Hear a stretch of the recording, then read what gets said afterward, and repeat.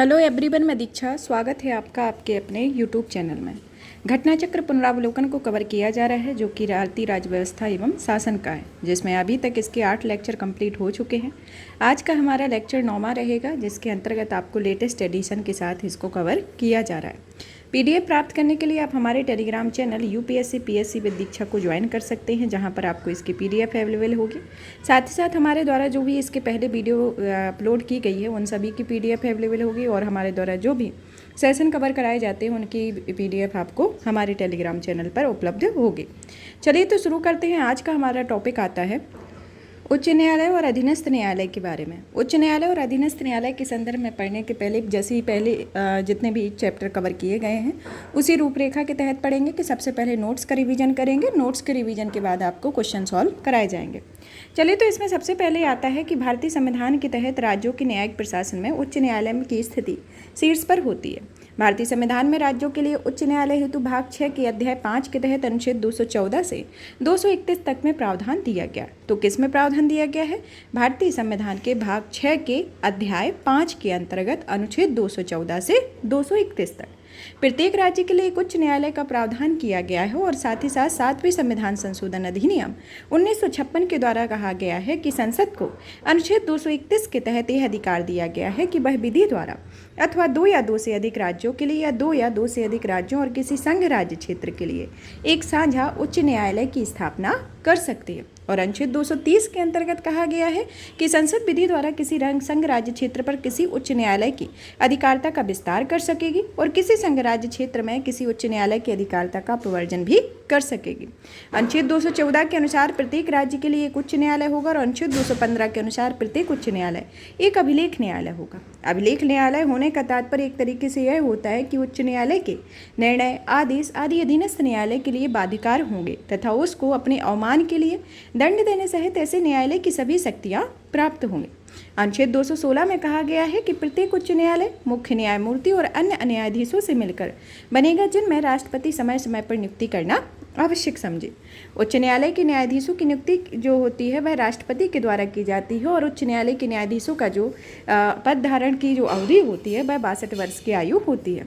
उच्च न्यायालय के न्यायाधीश राष्ट्रपति को संबोधित अपने हस्ताक्षर सहित लेख द्वारा पद त्याग कर सकते हैं, और उच्च न्यायालय के न्यायाधीश को राष्ट्रपति के आदेश से पद से हटाया जा सकता है। और राष्ट्रपति ऐसा आदेश संसद के प्रत्येक सदन द्वारा उसी सत्र में विशेष बहुमत से पारित प्रस्ताव के आधार पर ही जारी किया जाता है।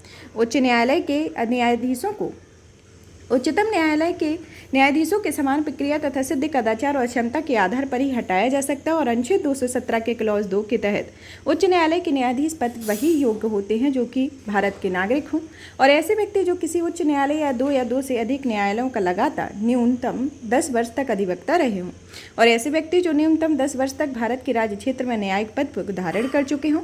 और अनुच्छेद 202 के अंतर्गत जो कि 202 के क्लॉज 3 के सब क्लोज घ के अनुसार कहा गया है कि उच्च न्यायालय के न्यायाधीशों के वेतन और भत्ते राज्य की संचित निधि पर भारित होते हैं, जबकि उनकी पेंशन अनुच्छेद 112 के क्लॉज 3 के सब क्लॉज घ के 3 के अंतर्गत कहा गया है कि भारत की राज्य संचित निधि पर भारित होती है। अनुच्छेद 223 में कहा गया है कि उच्च न्यायालय के मुख्य न्यायाधीश का पद रिक्त रहने पर या अनुपस्थित रहने पर उच्च न्यायालय के अन्य न्यायाधीशों में से कार्यकारी मुख्य न्यायाधीश की नियुक्ति राष्ट्रपति करते हैं। और अनुच्छेद 224 के तहत कहा गया है कि राष्ट्रपति किसी उच्च न्यायालय के कार्य में अस्थायी वृद्धि या कार्य में बकाया रहने के कारण सम्यक रूप से अर्हित व्यक्तियों को 2 वर्ष से अनधिक अवधि के लिए अपर न्यायाधीश के रूप में नियुक्त कर सकता है। किसी उच्च न्यायालय के किसी न्यायाधीश के अनुपस्थित रहने या कर्तव्य के पालन में असमर्थ रहने की अवधि तक के लिए सम्यक रूप से अर्हित किसी व्यक्ति को कार्यकारी न्यायाधीश के रूप में नियुक्त किया जाता है, और ऐसे न्यायाधीश भी 62 वर्ष की आयु तक ही पद धारण कर सकते हैं। और अनुच्छेद 226 के अंतर्गत कहा गया है कि मूल अधिकारों को परिवर्तित कराने के लिए और किसी अन्य प्रयोजन के लिए रिट जारी करने की शक्ति उच्च न्यायालय को प्रदान की गई है। और अनुच्छेद 227 के अंतर्गत प्रावधान किया गया है कि उच्च न्यायालय अपनी अधिकारिता वाले राज्य क्षेत्र के लिए सभी न्यायालयों पर अधीक्षण करने की शक्ति रखता है। वर्तमान में उच्च न्यायालयों की संख्या देखी जाए तो 25 है, और जिनमें 7 का क्षेत्राधिकार 1 से अधिक संघ राज्य क्षेत्रों पर आता है। और संघ राज्य क्षेत्रों में दिल्ली का अपना एक एकल क्षेत्राधिकार वाला उच्च न्यायालय है, जबकि जम्मू कश्मीर एवं लद्दाख का अपना साझा उच्च न्यायालय। पंजाब और हरियाणा उच्च न्यायालय पंजाब और हरियाणा राज्यों तथा संघ राज्य क्षेत्र चंडीगढ़ का साझा उच्च न्यायालय है। दादरा और नागर हवेली और दमन एवं दीव बॉम्बे उच्च न्यायालय के और अंडमान और निकोबार द्वीप समूह जो है वह कलकत्ता उच्च न्यायालय के और लक्षद्वीप केरल उच्च न्यायालय के तथा पुदुचेरी मद्रास उच्च न्यायालय के क्षेत्राधिकार के अंतर्गत आता है।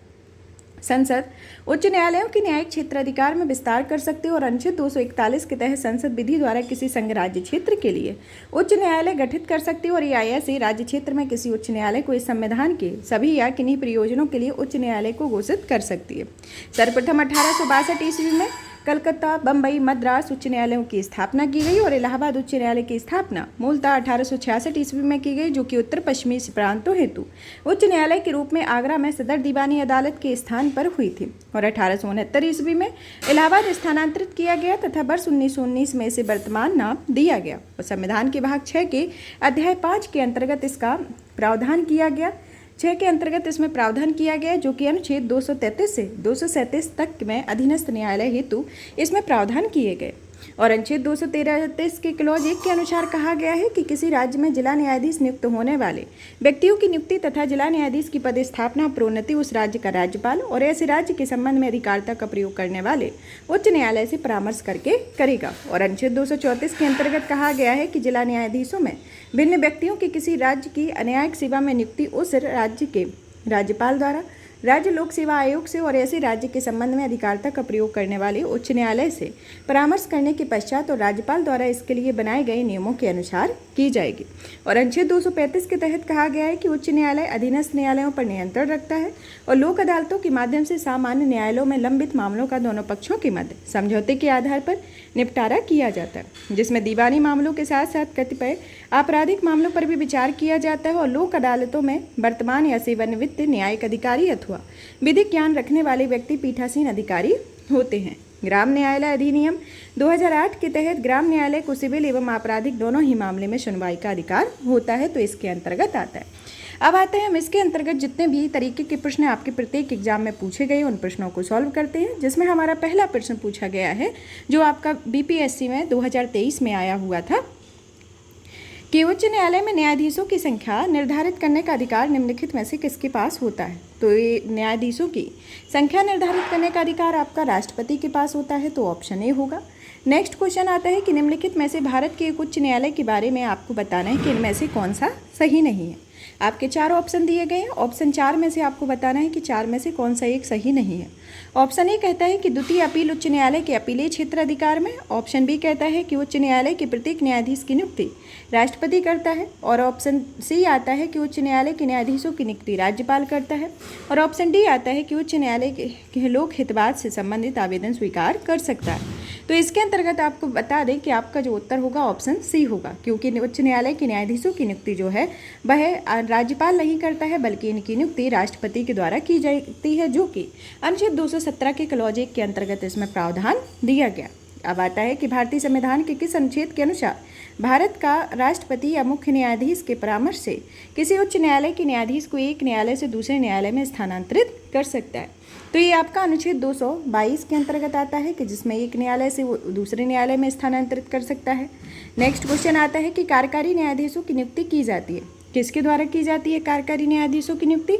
उच्च न्यायालय के द्वारा की जाती है, तो आपका ऑप्शन सी होगा। नेक्स्ट क्वेश्चन आता है जिसमें पूछा गया है कि उच्च न्यायालय के न्यायाधीशों के वेतन एवं भत्ते दिए जाते हैं। वेतन एवं भत्ते आपके राज्य की समेकित निधि से दिए जाते हैं, तो ये आपका ऑप्शन बी होगा। नेक्स्ट क्वेश्चन आता है कि उच्च न्यायालय के सेवानिवृत्त जज को पेंशन कहाँ से दी जाती है? तो सेवानिवृत्त जो जज होते हैं उनको पेंशन आपके भारत की संचित निधि से दी जाती है, तो ऑप्शन ए होगा। अब आता है कि उच्च न्यायालय के न्यायमूर्ति की सेवानिवृत्ति की आयु कितनी है? तो आपकी 62 वर्ष है, तो ऑप्शन सी होगा। नेक्स्ट क्वेश्चन आता है कि उच्च न्यायालय के न्यायाधीशों की अधिकतम आयु सीमा कितनी है? तो अधिकतम आयु सीमा 62 वर्ष है, तो ऑप्शन बी होगा। नेक्स्ट आता है कि निम्नलिखित कथनों पर विचार कीजिए, जिसमें कथन में कहा गया है पहला कि भारत के में 25 उच्च न्यायालय हैं। दूसरा आता है आपका कि पंजाब, हरियाणा एक केंद्र शासित प्रदेश और चंडीगढ़ का ही एक सामूहिक उच्च न्यायालय है और राष्ट्रीय राजधानी क्षेत्र दिल्ली का स्वयं का अपना उच्च न्यायालय है। तो इसके अंतर्गत आपको बताना है कि इनमें से आपके कौन कौन से कथन सत्य हैं। अभी हमने जब इसके नोट्स के तौर पर इसका रिवीजन किया है तो उसमें पढ़ा हुआ है कि भारत में कुल 25 उच्च न्यायालय हैं, जो और पंजाब और हरियाणा का जो उच्च न्यायालय है वह चंडीगढ़ का भी एक सामूहिक रूप से उच्च न्यायालय है और राष्ट्रीय राजधानी क्षेत्र का स्वयं का एक उच्च न्यायालय है और जम्मू कश्मीर एवं लद्दाख का एक दोनों साझा उच्च न्यायालय साझा करते हैं। तो इसके अंतर्गत देखा जाए तो आपका पहला, दूसरा, तीसरा तीनों ही कथन सत्य होते हैं, तो ऑप्शन सी आ जाएगा। नेक्स्ट क्वेश्चन आता है आपका कि भारत में उच्च न्यायालय के संबंध में निम्नलिखित कथनों पर विचार कीजिए। कथन पहला कहता है कि देश में 18 उच्च न्यायालय हैं। दूसरा कथन आता है कि उनमें से 3 का क्षेत्राधिकार एक राज्य से अधिक पर है। तीसरा आता है कि किसी भी संघ राज्य क्षेत्र का अपना उच्च न्यायालय नहीं है और चौथा आता है कि उच्च न्यायालय के न्यायाधीशों की संख्या 62 वर्ष की आयु निर्धारित की गई है। तो इसके अंतर्गत आपको बताना है कि इसमें कौन कौन से कथन सत्य हैं। पहला कथन आता है कि इसमें 18 उच्च न्यायालय है, तो देखा जाए तो भी प्रेजेंट में 25 हैं। 3 क्षेत्राधिकार नहीं है बल्कि 7 में क्षेत्राधिकार है, जो कि आपके 1 से अधिक में है। किसी संघ राज्य क्षेत्र का उच्च न्यायालय नहीं है, आपका नई जो दिल्ली है वहाँ उसका खुद का एक उच्च न्यायालय है जो कि एक यूनियन टेरिटरी है। और आपका ये ऑप्शन जो 4 आता है वो आपका सही है। तो इसके साथ आपका पहला, दूसरा, तीसरा गलत हो जाता है, तो आपका ये ऑप्शन डी सही होगा। अब नेक्स्ट क्वेश्चन आता है इसके अंतर्गत कि जिसमें पूछा गया है कि भारत में उच्च न्यायालयों की संख्या कितनी है। तो प्रेजेंट के अकॉर्डिंग देखा जाए तो आपकी 25 है और ये आपका जो यूपी लोअर में जो एग्ज़ाम हुआ था ये 2008 में पूछा गया था, तो तब उस टाइम पे देखा जाए तो 21 मतलब थी, लेकिन प्रेजेंट में 25 है। अब क्वेश्चन आता है कि अंडमान एवं निकोबार द्वीप समूह पर निम्नलिखित उच्च न्यायालयों में से किस एक का क्षेत्राधिकार है। तो इसके संदर्भ में बात की जाए तो कोलकाता उच्च न्यायालय के क्षेत्राधिकार का अधिकार है, तो ऑप्शन बी होगा। नेक्स्ट आता है कि निम्नलिखित उच्च न्यायालयों में से कौन से उच्च न्यायालय में 1 से अधिक राज्य या केंद्र शासित प्रदेशों के लिए हैं। Option A Allahabad, option B Delhi, option C Gujarat और ऑप्शन डी बम्बई। तो इसमें आपका ऑप्शन डी होगा कि बम्बई उच्च न्यायालय आपका 1 से अधिक राज्यों के लिए उच्च न्यायालय है। इसके संदर्भ में व्याख्या को देखें कि जो आपका बॉम्बे उच्च न्यायालय है वह महाराष्ट्र, गोवा, दादरा एवं नागर हवेली और दमन एवं दीव के लिए एक उच्च न्यायालय प्रोवाइड करता है। तो ये 4 राज्यों के लिए उच्च न्यायालय के संदर्भ में 4 नहीं, अभी प्रेजेंट में 3 है, क्योंकि दादरा एवं नागर हवेली और दमन और दीव को एक कर दिया गया है। तो इस कारण से आपका गोवा और महाराष्ट्र और दादरा एवं नगर हवेली, दमन एवं दीव में होगा। तो ये आपका बम्बई उच्च न्यायालय इन 3 राज्यों में, 1 केंद्र शासित प्रदेश और 2 राज्यों में उच्च न्यायालय साझा करता है। भारत में कितने उच्च न्यायालयों की अधिकारिता में 1 से अधिक राज्य हैं। तो ये आपके 3 राज्य हैं जहाँ पर 1 से अधिक राज्य हैं, जिसके अंतर्गत आता है जैसे कि आपका गुवाहाटी उच्च न्यायालय, जहाँ पर अरुणाचल प्रदेश, असम, नागालैंड है और मिजोरम आता है।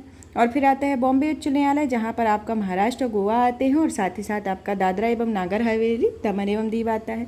पंजाब और हरियाणा उच्च न्यायालय, पंजाब और हरियाणा इसके अंतर्गत आते हैं। साथ ही साथ आपका चंडीगढ़ भी, जो कि एक यूनियन टेरिटरी है, इसके अंतर्गत आता है। और इसमें आपके राज्य पूछे गए हैं, तो आपको संघ राज्य क्षेत्रों को छोड़कर दिए जो ऐसे 3 उच्च न्यायालय जिनमें अधिकारिता 1 से अधिक है, तो इसके संदर्भ में ये आते हैं। अब आता है नेक्स्ट क्वेश्चन कि निम्नलिखित राज्यों में से किस राज्य का अपना एक उच्च न्यायालय है। ऑप्शन ए आता है उड़ीसा, ऑप्शन बी आता है सिक्किम, ऑप्शन सी आता है हिमाचल प्रदेश, ऑप्शन डी आता है मणिपुर। तो ये आपका यूपीपीसीएस मेंस में 2005 में क्वेश्चन पूछा गया था। तो इसमें जो आपका जब उस टाइम पे जब क्वेश्चन पूछा गया था तब मणिपुर राज्य का अपना उच्च न्यायालय नहीं था, लेकिन यह गुवाहाटी उच्च न्यायालय की क्षेत्रीय अधिकारिता में था, जबकि 25 मार्च 2013 को मणिपुर उच्च न्यायालय की स्थापना हो चुकी है। तो इस कारण से उस जब क्वेश्चन पूछा गया था तो उस टाइम के हिसाब से उसका दूसरा क्वेश्चन था, मतलब आंसर था। लेकिन अभी प्रेजेंट में देखा जाए तो इसमें 4 ही हैं जिसके अपने अपने उच्च न्यायालय हैं। तो अभी आपका उत्तर भी इसमें नहीं है। अब आएगा नेक्स्ट क्वेश्चन कि निम्नलिखित में से किन राज्यों में मार्च 2013 में उच्च न्यायालय स्थापित किए गए हैं। मार्च 2013 में किस राज्यों में स्थापित किए गए हैं। तो इसमें आपका ऑप्शन ए पहला आता है अरुणाचल प्रदेश, दूसरा मेघालय, तीसरा आता है मिजोरम, चौथा आता है त्रिपुरा। तो इसमें बात की जाए तो आपका मेघालय और त्रिपुरा में मार्च 2013 में उच्च न्यायालय स्थापित किए गए थे। तो आपका ऑप्शन बी होगा, जिसमें केवल 2 और 3 आते हैं। कि केंद्र सरकार द्वारा पूर्वोत्तर राज्यों जिसमें मेघालय, मणिपुर, त्रिपुरा हेतु 3 उच्च न्यायालयों का गठन किया गया था, जिसे मार्च 2013 में उच्चतम न्यायालय के तत्कालीन मुख्य न्यायाधीश अल्तमस कबीर द्वारा उद्घाटित होने के बाद कार्य का प्रारंभ कर दिया गया था। तो इसके अंतर्गत आता है। अब क्वेश्चन आता है कि निम्न उच्च न्यायालयों में से किस उच्च न्यायालय में सबसे अधिक बेंच हैं। तो सबसे अधिक बेंच जो हैं आपकी मुंबई उच्च न्यायालय में भी है और गुवाहाटी उच्च न्यायालय में भी है, तो आपका ऑप्शन सी भी होगा और डी भी होगा कि कलकत्ता उच्च न्यायालय की जो मूल पीठ है उसमें 2 बेंच पोर्ट ब्लेयर और जलपाईगुड़ी में है। मध्य प्रदेश उच्च न्यायालय की मूल पीठ में जबलपुर में और 2 बेंच ग्वालियर इंदौर में है। बॉम्बे उच्च न्यायालय की मूल पीठ में मुंबई में और 3 बेंच नागपुर, पणजी और औरंगाबाद में है। गुवाहाटी उच्च न्यायालय की मूल पीठ गुवाहाटी में है और 3 बेंच कोहिमा, आरजौल और ईटानगर में है।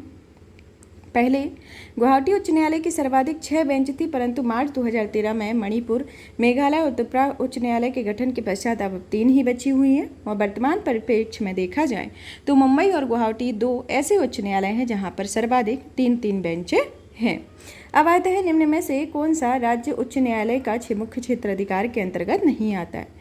ऑप्शन ए दिया गया है कि परामर्श संबंधी क्षेत्राधिकार, ऑप्शन बी आता है प्रारंभिक क्षेत्राधिकार, ऑप्शन सी आता है निरीक्षण का क्षेत्राधिकार और ऑप्शन डी आता है अपीलीय क्षेत्राधिकार। तो इसके अंतर्गत बात की जाए तो आपका ऑप्शन ए होगा कि इसमें राज्य में उच्च न्यायालय के मुख्य क्षेत्राधिकार के अंतर्गत आपका परामर्श संबंधी क्षेत्राधिकार नहीं आता है। कि भारतीय संविधान के अनुच्छेद के अनुसार कहा गया है कि परामर्श संबंधी क्षेत्राधिकार अनुच्छेद 243 के तहत मात्र सर्वोच्च न्यायालय का है और उसमें संघ एवं राज्यों तथा राज्यों के बीच विवादों के निर्णय का प्रारंभिक एवं एकमेव क्षेत्राधिकार सर्वोच्च न्यायालय के पास है, परंतु मूल अधिकारों को लागू करने के संदर्भ में प्रारंभिक क्षेत्राधिकार उच्च न्यायालयों का भी होता है। अब आता है हमारा नेक्स्ट क्वेश्चन कि जब किसी उच्च न्यायालय का न्यायाधीश प्रशासनिक हैसियत से काम करता है तो वह अधीन होता है। ऑप्शन ए आता है उच्च न्यायालय के अन्य न्यायाधीशों में से किसी भी रिट अधिकारिता के। ऑप्शन बी आता है भारत के मुख्य न्यायाधीश द्वारा प्रयुक्त विशेष नियंत्रण के। ऑप्शन सी आता है कि राज्य के राज्यपाल की विवेकिक शक्तियों के। ऑप्शन डी आता है कि इस विषय में मुख्यमंत्री को प्रदत्त विशेष शक्तियों के। तो इसके अंतर्गत आपको बताना है, तो इसमें आता है ऑप्शन ए आपका कि उच्च न्यायालय के अन्य न्यायाधीशों में से किसी भी रिट की अधिकारिता के अंतर्गत ये आता है, तो ऑप्शन ए आपका सही होगा। नेक्स्ट क्वेश्चन आता है जिसमें पूछा गया है कि एक उच्च न्यायालय प्राप्त न्यायालय द्वारा उत्प्रेषण रिट जारी की जाती है। तो ये उत्प्रेषण रिट के संदर्भ में है कि उत्प्रेषण रिट जारी की जाती है, जिसमें ऑप्शन ए कहता है कि एक अधीनस्थ न्यायालय कि वह पुनरीक्षण हेतु एक मामले विशेष की कार्यवाही का अभिलेख उन्हें हस्तांतरित कर दे। ऑप्शन बी आता है कि एक अधीनस्थ न्यायालय को कि वह मामले विशेष के लिए अग्रतर कार्यवाही रोक दे। ऑप्शन सी आता है कि एक अधिकारी को वह पद विशेष पर बने रहने के अधिकार को बताए। ऑप्शन डी आता है कि एक पब्लिक अथॉरिटी को वह किसी बंधक बनाए गए व्यक्ति को उच्च न्यायालय के समक्ष 24 घंटे के में प्रस्तुत करे। तो इसके अंतर्गत आपको बताना है, तो इसमें बात की जाए तो आपका ऑप्शन ए होगा, क्योंकि उत्प्रेषण रिट के अंतर्गत जो आता है कि एक अधीनस्थ न्यायालय को वह पुनरीक्षण हेतु एक मामले विशेष की कार्यवाही का अभिलेख उन्हें स्थानांतरित कर दे, तो इसके संदर्भ में आता है, तो ऑप्शन ए आपका सही होगा। अब आता है आपका 21 नंबर का क्वेश्चन, जिसमें कहा गया है कि निम्न में से कौन सी एक याचिका अधीनस्थ न्यायालयों की कार्यपद्धति का परीक्षण करती है। ऑप्शन ए आता है अधिकार परीक्षा, ऑप्शन बी आता है परमादेश, ऑप्शन सी उत्प्रेषण, ऑप्शन डी आता है बंदी प्रत्यक्षीकरण। तो इसमें बात की जाए तो आपका ऑप्शन सी होगा उत्प्रेषण, जो कि आपके अधीनस्थ न्यायालयों की कार्य पद्धति से संबंधित होता है। अब आता है आपका नेक्स्ट क्वेश्चन, जिसमें पूछा गया है कि निम्न में से कौन सा एक रिट न्यायालय में कार्यवाही लंबित होने की दशा में लागू किया जाता है। तो ये आपका ऑप्शन सी होगा, जो कि प्रोहिबिशन होता है कि प्रतिषेध जो होता है वह रिट न्यायालय में कार्यवाही लंबित रहने की दशा में लागू होता है, और जब निचला न्यायालय अपने अधिकार क्षेत्र से बाहर किसी विषय पर सुनवाई करता है तो ऊपरी न्यायालय प्रतिषेध रिट जारी करके मामले को अपने पास मांगा लेता है। इसके संदर्भ में आता है। अब आता है कथन और कारण दिए गए हैं, जिसमें कथन कहता है कि न्यायालय के आदेशों की जानबूझकर अवज्ञा करना या उनका पालन न करना तथा न्यायिक व्यवहार के बारे में अनादर सूचक भाषा का प्रयोग करना न्यायालय के अवमानना की कोटि में आता है। कारण कहता है कि न्यायिक सक्रियतावाद न्यायपालिका को अवमाननापूर्ण व्यवहार को दंड करने के लिए दंडात्मक अधिकार दिए बिना कार्यान्वित नहीं किया जाता है। तो ऊपर के दोनों कथनों वक्तव्यों के संदर्भ में निम्नलिखित में से कौन सा कथन सही है उसके अंतर्गत बात करते हैं। तो उसमें आपका और पहला कथन और दूसरा कथन इसमें ऑप्शन ए में दिया गया है कि पहला और दूसरा कथन दोनों सत्य हैं, जिसमें आर ए की सही व्याख्या है। ऑप्शन बी आता है कि ए और आर दोनों सही हैं, जिसमें आर ए की सही व्याख्या नहीं है। ऑप्शन सी आता है कि ए सही है, आर गलत है, और ऑप्शन डी आता है ए गलत है और आर सही है। तो इसके अंतर्गत देखा जाए तो आपका ऑप्शन बी आता है, जिसमें कहा गया है कि ए और आर दोनों सही हैं, परंतु आर ए की सही व्याख्या नहीं करता है, तो ऑप्शन बी होता है। नेक्स्ट क्वेश्चन आता है आपका कि भारत के न्यायालयों द्वारा जारी रिटों के संदर्भ में निम्नलिखित कथनों पर विचार कीजिए। पहला कथन कहता है कि किसी प्राइवेट संगठन के विरुद्ध जब तक कि उसको कोई सार्वजनिक कार्य नहीं सौंपा गया हो परमादेश या मेमेंडस नहीं होगा, क्योंकि इसके जो साथ में इंग्लिश नाम इस कारण से दिए गए हैं क्योंकि हिंदी के साथ इंग्लिश भी, क्योंकि कई बार क्या होता है कि आपका इंग्लिश नाम पूछ लिया जाता है और आपका हिंदी नाम नहीं पूछा जाता है। तो जिस तरीके की ये रिट है, जो आपकी 5 तरीके की रिट है, तो इनके आपको हिंदी के साथ साथ इंग्लिश वाले नाम भी याद करने जरूरी होते हैं। दूसरा आता है कि किसी कंपनी के विरुद्ध भले ही वह कोई अधिक सरकारी कंपनी हो या परमादेश नहीं होगा। तीसरा आपका आता है इसके अंतर्गत कि कोई भी लोकप्रवण व्यक्ति जो कि पब्लिक माइंडेड पर्सन अधिकार परीक्षा रिट प्राप्त करने हेतु न्यायालय में समावेदन करने के लिए याची या पिटिशनर हो सकता है। तो इसके अंतर्गत आपको बताना है कि इनमें से कौन कौन सा कथन है। तो इसमें बात की जाए तो इसमें आपका पहला वाला कथन भी सत्य है, दूसरा वाला कथन गलत होता है और इसमें आपका जो तीसरा कथन है वो सत्य है। तो इसके साथ आपका जो उत्तर होगा ऑप्शन सी होगा, जिसमें पहला और तीसरा कथन आपके सत्य होते हैं। भारतीय संविधान के अनुच्छेद 32 और 226 के तहत कहा गया है कि उच्चतम न्यायालय उच्च न्यायालय को कुल 5 तरीके की रिट अधिकारिता की शक्ति दी गई है, जिसमें बंदी प्रत्यक्षीकरण, परमादेश, प्रतिषेध, उत्प्रेषण, अधिकार परीक्षा रिटें शामिल होती हैं। परमादेश का अर्थ होता है कि हम आदेश देते हैं और इसके द्वारा न्यायालय किसी व्यक्ति, लोक प्राधिकारी, अधीनस्थ न्यायालय, सरकार या निगम को उनके विधिक, सांविधिक और लोक कर्तव्यों को करने और अवैध रूप से न करने का आदेश देता है। किसी प्राइवेट व्यक्ति या संगठन के विरुद्ध परमादेश रिट भी तभी जारी की जाती है जब उसको कोई सार्वजनिक कार्य सौंपा गया हो और किसी कंपनी के विरुद्ध यदि कोई वह सरकारी कंपनी हो परमादेश हो सकता है। अधिकार परीक्षा रिट हेतु याची कोई भी लोक प्रवण व्यक्ति को हो सकता है और उसका पद से हितबद्ध होना या दावेदार होना आवश्यक नहीं होता है। तो इसके अंतर्गत आता है। अब आता है क्वेश्चन कि उच्च न्यायालय की परमादेश जारी करने की शक्ति के संदर्भ में आता है। तो उच्च न्यायालय की परमादेश जारी करने की शक्ति के संदर्भ में आता है आपका संवैधानिक अधिकार भी, सांविधिक अधिकार भी, मौलिक अधिकार भी, जिसमें ऑप्शन डी होगा, जिसमें आपके चारों ही कथन सत्य होते हैं। नेक्स्ट क्वेश्चन पूछा गया है जिसके अंतर्गत कहा गया है कि निम्नलिखित कथनों पर विचार कीजिए। पहला कथन कहता है कि भारतीय नागरिकों के अधिकारों को संरक्षित करने के लिए उच्च न्यायालय सर्वोच्च न्यायालय की अपेक्षा बढ़िया स्थिति में है, और कारण कहता है कि सर्वोच्च न्यायालय केवल मौलिक अधिकारों के संरक्षण के लिए परमादेश जारी कर सकता है। तो इसके अंतर्गत आपको बताना है कि इनमें से कौन सा कथन एवं कारण सही है। तो इसमें आपका कथन और कारण दोनों सत्य है, तो इसके साथ और इसकी सही व्याख्या भी कर रहा है, तो ऑप्शन ए आपका होगा। तो ऑप्शन ए इसमें आपका उत्तर होगा। अब आता है आपका 27 नंबर का क्वेश्चन, जिसमें पूछा गया है कि निम्नलिखित कथनों पर विचार कीजिए। निम्नलिखित कथनों के संदर्भ में आपका क्वेश्चन पूछा गया है। पहला कथन आता है कि भारत में उच्च न्यायालय के न्यायाधीश को हटाने के लिए रीति उच्चतम न्यायालय के न्यायाधीश के हटाने की रीति के समान होती है। दूसरा आता है कि उच्च न्यायालय का कोई स्थायी न्यायाधीश अपने पद से सेवानिवृत्त होने के पश्चात भारत के किसी भी न्यायालय या किसी भी प्राधिकारी के समक्ष अभिवचन नहीं कर सकता है। तो उपयुक्त कथनों में से कौन सा कथन सही है, इसके बारे में आपको बताना है। तो इसमें देखा जाए तो आपका पहला कथन सत्य है, तो ऑप्शन ए आपका सही होगा, और दूसरा कथन गलत है, तो आपका इसमें आपका सभी में आपके दूसरे हैं, तो आपका ऑप्शन ए ही सही होगा। अब आता है इसके अंतर्गत नेक्स्ट क्वेश्चन पूछा गया है कि वो उच्च न्यायालय का न्यायाधीश अपना पद त्याग किसको देता है, वह भारत के राष्ट्रपति को देता है। नेक्स्ट क्वेश्चन आता है कि किस न्यायमूर्ति के खिलाफ 2011 में राज्यसभा में महाभियोग का प्रस्ताव किया गया, किंतु अपने बचाव के लिए उसने लोकसभा द्वारा उसी प्रस्ताव के पास होने के पूर्व त्यागपत्र दिया। तो ये आपके न्यायमूर्ति सौमित्र सेन रहे हैं, जिनके संदर्भ में ये केस आया हुआ था। नेक्स्ट क्वेश्चन आता है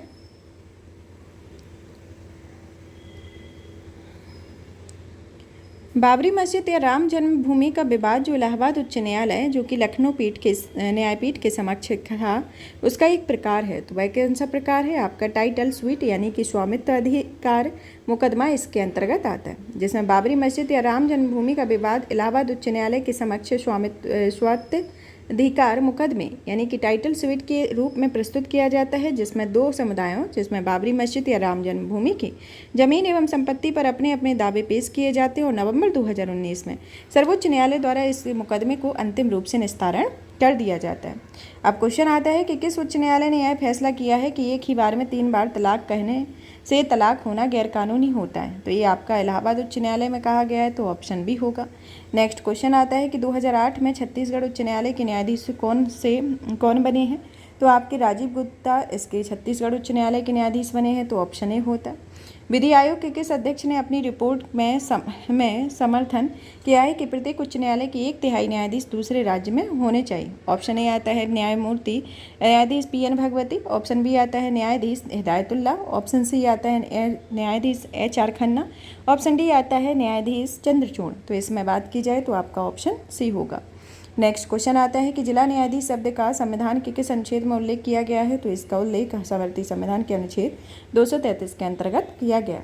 भारतीय संविधान के भाग 6 के अध्याय 6 में कहा गया है कि अनुच्छेद 233 में जिला न्यायाधीश शब्द का उल्लेख किया गया, जिसके अंतर्गत जिला न्यायाधीशों की नियुक्ति का प्रावधान किया गया। और अनुच्छेद 230 की उच्च न्यायालय की अधिकारिता के संघ राज्य क्षेत्रों पर विस्तार से अनुच्छेद 231 में 2 या 2 से अधिक राज्यों के लिए उच्च न्यायालय की स्थापना से संबंधित है, जबकि अनुच्छेद 232 7वें संविधान संशोधन अधिनियम 1956 द्वारा निरसन कर दिया गया। और अनुच्छेद 233 के अतिरिक्त अनुच्छेद 233 का और 234, 235, 236 में भी जिला न्यायाधीश का उल्लेख किया गया है। तो इसके संदर्भ में आता है।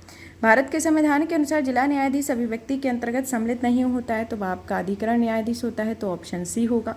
इसमें आता है कि अनुच्छेद 236 के क्लॉज 1 में कहा गया है कि जिला न्यायाधीश अभिव्यक्ति के अंतर्गत शामिल है नगर सिविल सेवा का न्यायाधीश, अपर जिला न्यायाधीश, संयुक्त जिला न्यायाधीश, सहायक जिला न्यायाधीश, लघुवाद न्यायालय का मुख्य न्यायाधीश, मुख्य प्रेसिडेंसी मजिस्ट्रेट, अपर मुख्य प्रेसिडेंसी मजिस्ट्रेट, सेशन न्यायाधीश, अपर सेशन न्यायाधीश और सहायक सेशन न्यायाधीश इसके अंतर्गत आता है। और अधिकरण न्यायाधीश इसमें शामिल नहीं है, तो इसके अंतर्गत आता है। अब आता है आपका नेक्स्ट क्वेश्चन, जिसमें पूछा गया है इसके अंतर्गत कि 2 कथन और कारण दोनों दिए गए। कथन कहता है कि जिला न्यायाधीश जिले का सबसे बड़ा न्यायिक अधिकारी होता है। कारण कहता है कि जिला न्यायाधीश के पास न्यायिक और प्रशासनिक दोनों प्रकार की शक्तियाँ होती हैं और उनके पास जिले के अन्य सभी अधीनस्थ न्यायालयों के ऊपर पर्यवेक्षी सत्ता भी होती है। तो इसके अंतर्गत बात की जाए तो इसमें कथन और कारण आपके दोनों ही सत्य हैं और इसकी ये सही स्पष्टीकरण भी है, तो आपका ऑप्शन ए होगा। नेक्स्ट क्वेश्चन आता है जिसमें पूछा गया है कि भारत के संदर्भ में निम्नलिखित कथनों पर विचार कीजिए। भारत के संदर्भ में निम्नलिखित कथनों पर विचार करने के संदर्भ में आपका पहला कथन आता है कि न्यायिक हिरासत का अर्थ एक अभियुक्त संबंधित मजिस्ट्रेट की हिरासत में है और ऐसे अभियुक्त को पुलिस स्टेशन के हवाले में रखा जा सकता है, ना कि जेल में। दूसरा कथन आता है कि न्यायिक हिरासत के दौरान मामले के प्रभारी पुलिस अधिकारी न्यायालय की अनुमति के बिना संदिग्ध व्यक्ति से पूछताछ नहीं कर सकते हैं। तो उपयुक्त कथनों में से कौन सा कथन सही है, इसके अंतर्गत आपको बताना है। तो इसमें देखा जाए तो आपका दूसरा कथन सत्य है, पहला कथन गलत है, तो आपका ऑप्शन बी होगा। इसके अंतर्गत व्याख्या को देख लेते हैं कि दंड प्रक्रिया संहिता, जिसे 1973 में के अंतर्गत जो कि भारतीय नागरिक सुरक्षा संहिता को प्रतिस्थापित कर दिया गया और 1 जुलाई 2024 से ये प्रभावी होगी, जिसके तहत पुलिस हिरासत का एक तात्पर्य होता है कि अभियुक्त प्रभारी पुलिस अधिकारी या संबंधित जांच एजेंसी के अधिकारी की हिरासत में और उसे पुलिस स्टेशन के हवालात में या अधिकारी की हिरासत से रखा जाता है। इसके विपरीत न्यायिक हिरासत का अर्थ है कि अभियुक्त संबंधित मजिस्ट्रेट की हिरासत में है और ऐसी स्थितियां अभियुक्त को केंद्रीय या राज्य कारागार में रखा जाता है। और न्यायिक हिरासत के दौरान मामले के प्रभारी पुलिस अधिकारी, जांच अधिकारी न्यायालय की अनुमति के बिना संदिग्ध व्यक्ति से पूछताछ नहीं कर सकते हैं। हालांकि न्यायालय अपने समक्ष प्रस्तुत किए गए तथ्यों के आधार पर आवश्यक समझने पर संबंधित अधिकारी से पूछताछ की अनुमति दे सकता है, इसके अंतर्गत आता है। अब क्वेश्चन आता है कि निम्नलिखित कथनों पर विचार कीजिए। पहला कथन कहता है कि भारत में दैनिक जेल प्रशासन के लिए जेलों का अनुरक्षण राज्य सरकार अपने नियमों और विनियमों से करती है। कारण दूसरा कथन आता है कि भारत में जेल का नियंत्रण जेल अधिनियम 1894 द्वारा किया जाता है, जिससे जेल का विषय स्पष्ट रूप से प्रांतीय सरकारों के नियंत्रण में रहा हो। तो उपयुक्त कथन में से कौन से कथन सत्य हैं, इसके अंतर्गत आपको बताना है। जिसमें आपका पहला ऑप्शन ए दिया गया है, जिसमें आता है कि आपका कथन 1 और 2 दोनों सत्य हैं और कथन 2 1 की व्याख्या करता है। ऑप्शन बी दिया गया है कि कथन 1 और 2 दोनों सही हैं, पर कथन 2 कथन 1 की सही व्याख्या नहीं करता है।